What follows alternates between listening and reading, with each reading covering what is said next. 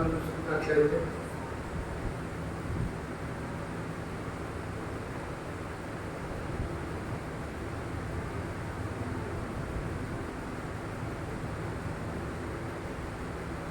ఒకరు వాక్యం కొరకు ప్రార్థన చేయండి.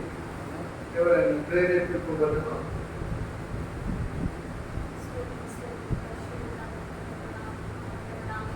స్తోత్రమయ్యా.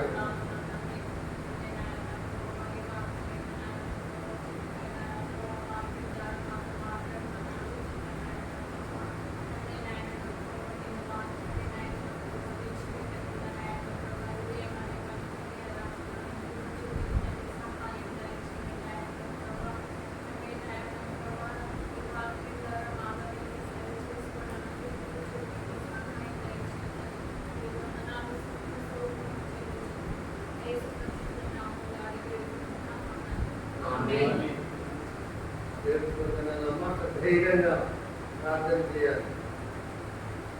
మంచిదమ్మా. రెండవ వర్తమానం చూద్దాం. కొంత సమయమే ఫిలిప్పీయులకు రాసిన పత్రిక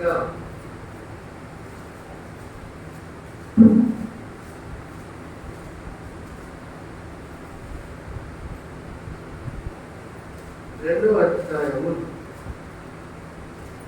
20 నుండి 22 వచ్చిన 20, 21, 22.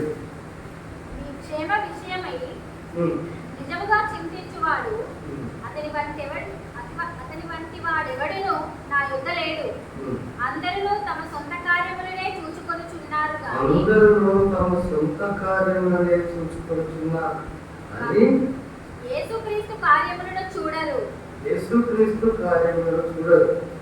అతని యోగ్యత మీరెరుగుదురు. తండ్రికి కుమారుడు ఎలాగూ సేవ చేయునో అలాగే అతడు నాతో కూడా సువార్త వ్యాపకము నిమిత్తము సేవ చేసెను. సువార్త వ్యాపకం నిమిత్తం సేవ. అందరూ సొంత కార్యాలు చూడాలి, యేసు కార్యాలు చూడరు. దేవుడి సమయంలో మనందరితో మాట్లాడుతుంది.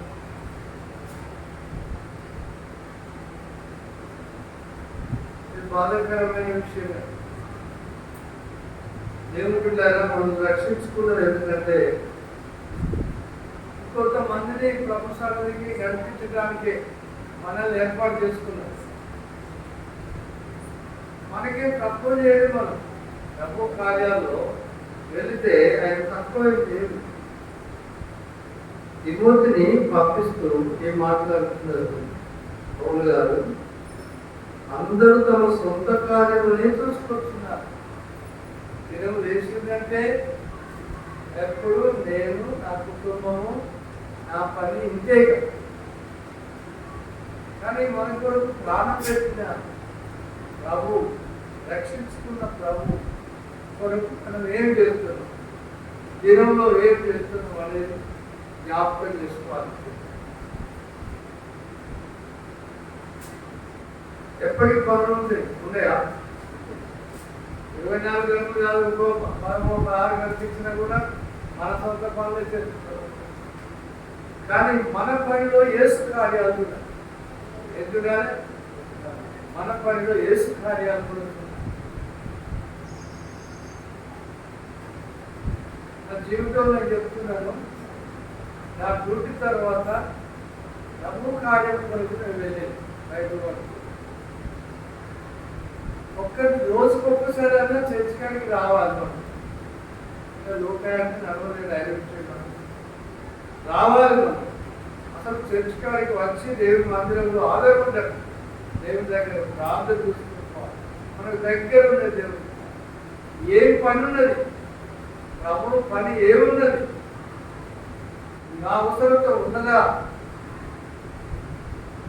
ఆయన నమ్మకస్తులైన వారి కొరకు కనిపెడుతున్నాడు. వారు నాకు పరిచారకులు అవుతుంది.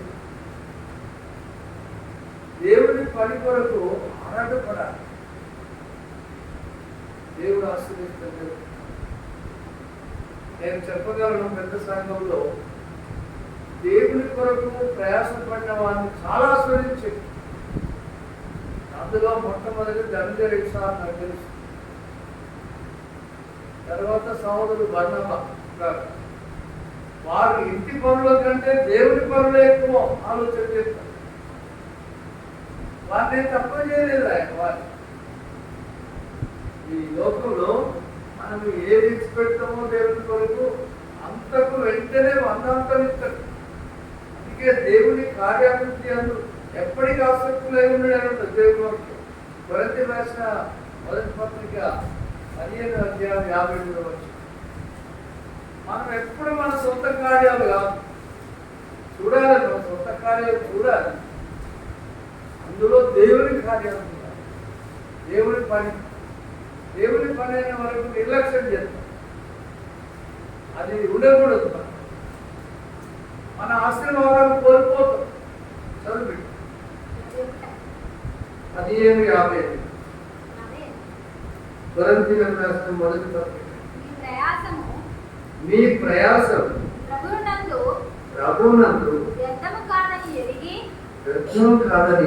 స్థిరులను కదలని వారును ప్రభువు కార్యాభివృద్ధి యందు ఎప్పటికీ ఆసక్తులై ఉండుడి.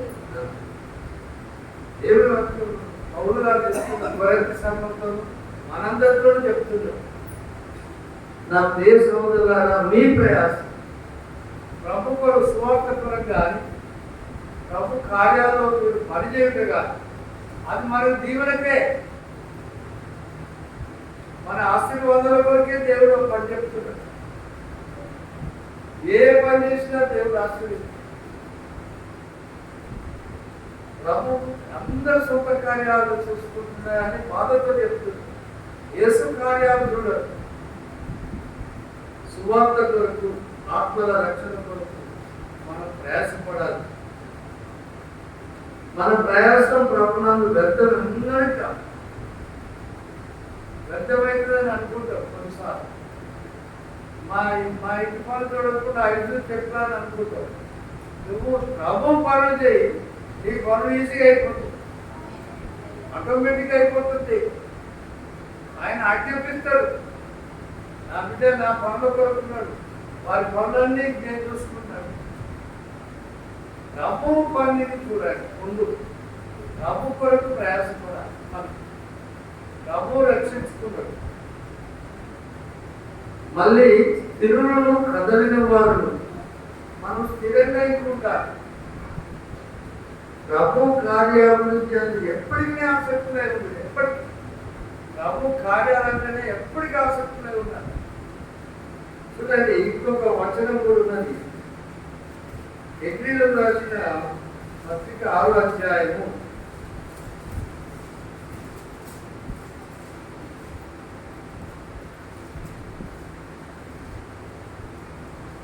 9వ వచనం చదువు. అయితే ప్రియులారా, మేమీలాగు చెప్పుచున్నాను, మీరింతకంటే మంచిదియు రక్షణకరమైనదియునైన స్థితిలోనే ఉన్నారని మేము చేసిన కార్యం అంటే ప్రభు కొరకు చేసిన కార్యం. మీరు పరిశుద్ధులకు ఉపచారం చేసి ఇంకను ఉపచారం చేయుచుట చేత తన నామమును బట్టి చూపిన ప్రేమను మరచుటకు దేవుడు అన్యాయస్తుడు కాడు. ఎన్నడూ అన్యాయస్తుడు. ఆయన పనిలో మనం వెళితే మనకు సాయం చేయకుండా ఉండలేదు. ఆయన ఎన్నడూ మర్చిపోడు, అన్యాయస్తుడు కానే కాదు. కాబట్టి ప్రభు కార్యాల్లో ఉండండి. దేవుని కార్యాలు మన జీవితంలో మనం అనేక ప్రభు కొరకు ప్రయాసపడతాం. మన కొరకు ప్రభు పరలోకం విడిచిపోయిన పరిస్థితి. మనం ఆయన కొరకు నేను చిన్నగా చెప్తాను, ఒక పార్టీ పెట్టుకుంటే ఆయన ఒక యజమాని చెప్తే ఎంతో ప్రయాసపడతాం. అది కొంత సహాయపడదు. ప్రభు ఇచ్చే నిత్య జీవం కొరకు ఆయన ఆశీర్వాదాలు ఎక్కువ అనుకుంటాం. ఆయన ప్రార్థన దేవుడికి ప్రార్థన చేస్తే ఎన్నో గొప్ప కార్యాలు మన జీవితంలో జరిగింది. ఆయన ఆకాశానికి ఆజ్ఞిస్తాడు, భూమికి ఆజ్ఞిస్తాడు, పంటల విషయంలో మన పనులలో కూడా ఆశీర్వాదం. ఆయన ఆజ్ఞాపిస్తాడు, ఆయన పనుల్లో వెళ్తాడు. కాబట్టి ఎప్పుడు ఆయన ఇంకేమున్నదంటే మనం మందులు కాకరాని కూడా ఉన్నది, విశ్వాసం చేత ఓర్పు చేతను వాగ్దానములను స్వతంత్రించుకుని వారికి పోలి నడుచుకున్నట్లుగా మీలో ప్రతి వారిలో మీ నిరీక్షణ పరిపూర్ణమగు నిమిత్తము మీరు ఇదివరకు కనబరిచిన ఆసక్తిని తుదమట్టుకు కనబరచవలెనని అపేక్షించుచున్నాను. ప్రభు కొరకు ఈ హెబ్రీయులకు రాసిన పత్రికలో అనేక మంది విశ్వాస వీరులు ఉన్నారు.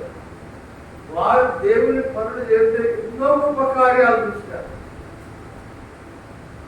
మనం కూడా అలాగే చూడాలని దేవుడు మాట్లాడుతారు. ప్రభు కార్యాల కొరకు వారు సింహాల నోలను మోయించారు, ప్రభు కార్యాల కొరకు నిలబడ్డారు,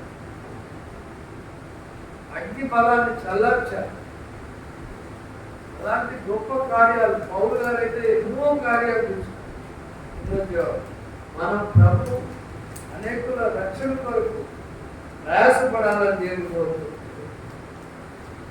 అగ్గై చూద్దాము, ఆయన జీవిస్తున్నాడు ఎట్లా. అగ్గై 1వ అధ్యాయము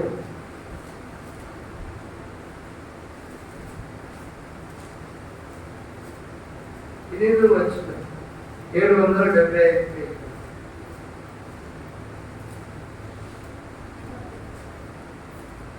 అగ్గై 1వ అధ్యాయం 8వ వచనం, 8వ వచనం. సైన్యముల అధిపతియగు యెహోవా వాక్కు వెండి నాది అగ్గై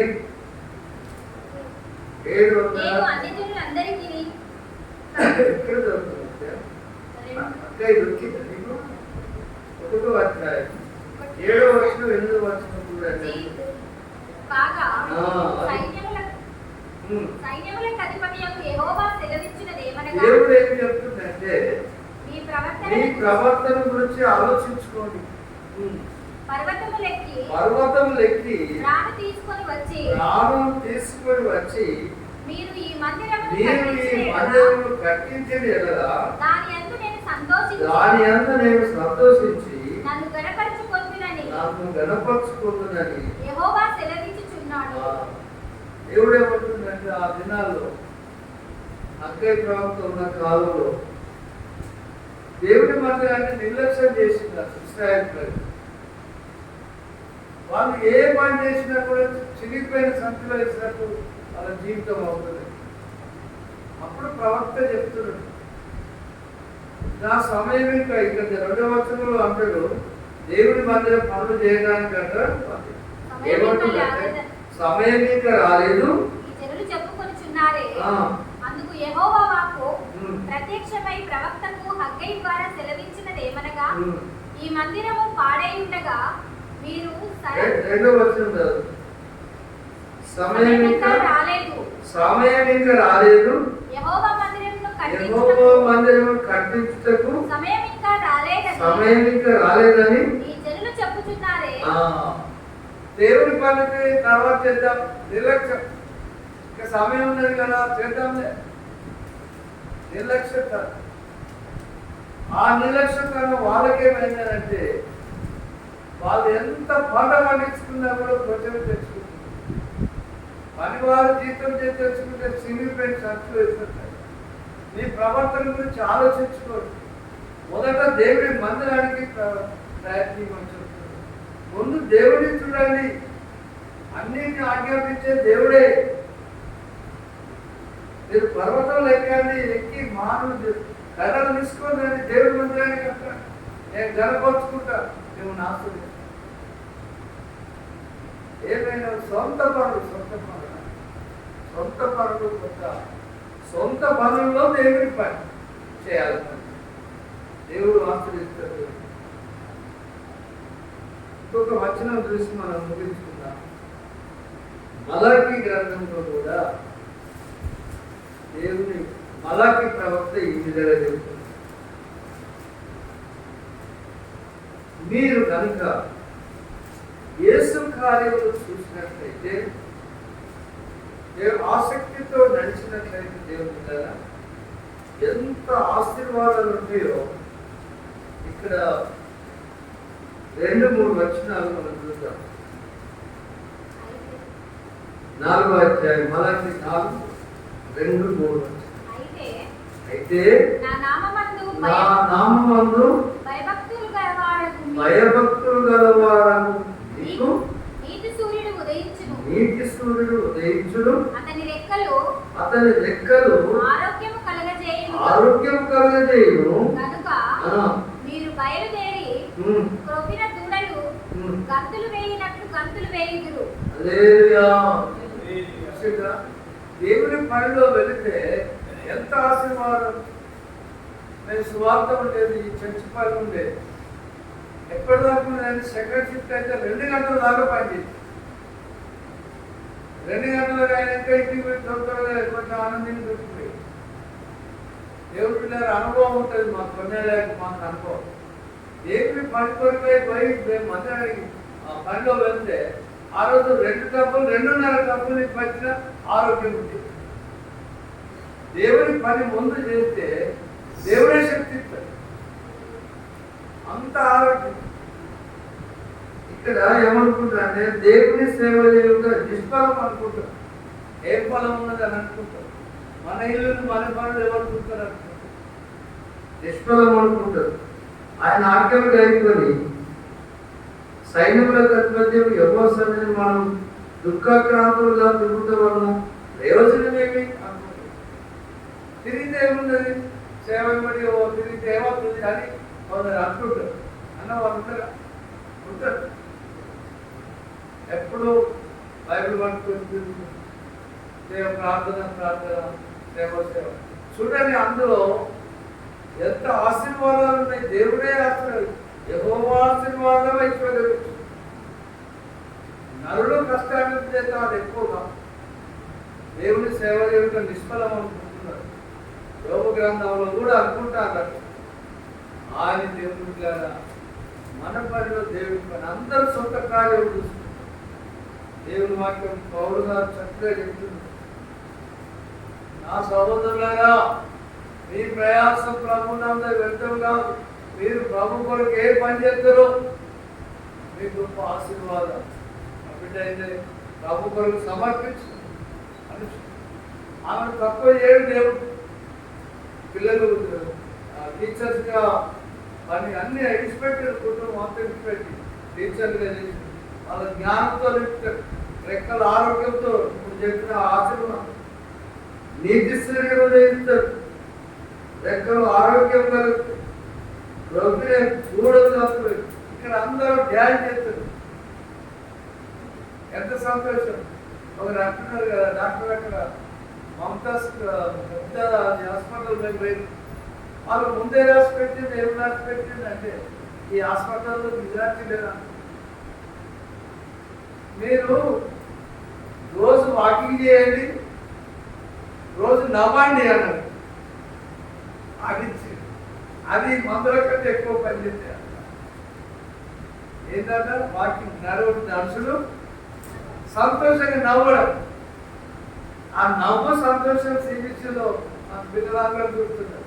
ఏమి కాదు అంత డ్యాన్స్ వెలుగు ఉత్సాహం వచ్చి రెక్కల ఆరోగ్యం. దేవుని మందిరంలో నుండి ఆశీర్వాదం మనకు పంపిస్తారు. వెంటనే మన సొంత కార్యాలు కాదు కానీ దేవుని కార్యాల్లో మనం ముందుకు వెళ్దాం. అది తక్కువ నిష్ఫలం కాలేదు. తప్పనిసరిగా మనల్ని మన కుటుంబం ఆశీర్వదిస్తారు. దేవుడి మాట దీవించుగాక. ఆమేన్. హల్లెలూయా. దేవునికి వందనాలు చెల్లిద్దాం.